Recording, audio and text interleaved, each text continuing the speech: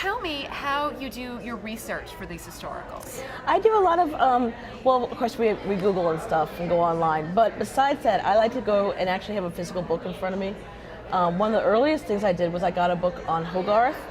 I don't know if anybody's heard of Hogarth, but he was a painter, but he was also known for doing cartoons, which back then wasn't a ha-ha cartoon, it was like a line drawing, or I think they were actually etchings maybe. I'm not too sure. But they were printed off, and apparently they were mass produced. I was reading recently, it was a furnished room. I don't know where I saw this, but it was the contents of a furnished room in a very poor part of London, and it had a Hogarth printing in it, which I thought was interesting. And they're very detailed, his prints, and they'll have, like the dog in the corner.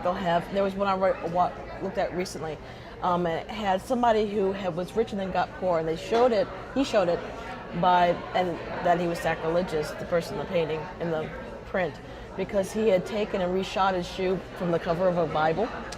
He'd taken the leather Bible, and so it's got all these little details. It's wonderful.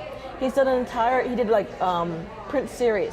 So his most famous one is, I think it's called the Marriage a la Mode. So it's a rake marrying a merchant's daughter, and it ends tragically. Everybody dies. A lot of things back then ended tragically. Yeah, tragically. We have much more happy endings It's like today. a moral thing, and so it shows, the rake, doing awful things, and the daughter being, anyway. The other thing I like to do is go to museums and look at portraits. So I also went up to, recently I was in New York, and I dragged my sister to the Met on several days. She was really nice about it, though. I took her out to dinner, I think, afterwards. And we were looking at we went to the Egyptian room, which was not much help for me. But after that, we went to the, I think it was the 18th century wing or whatever it was. Your wing, the Elizabeth Hoyt wing. Yeah.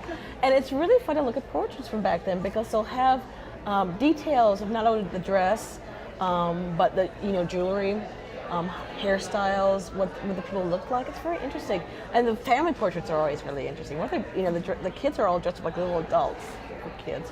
But I had an entire series of these fashionable ladies, big hair, dresses, and they're holding little white puffball dogs, and they're like little foo-foo dogs. I don't know what they are. They look kind of like not Pekingese, Pomeranian. Yeah, they're kind of Pomeranian. They're like really fluffy. I'm like, I need to put a fluffy dog in one of my books, because every single one, and they're all white. That was very interesting. So that's the kind of research I do. Wander through museums.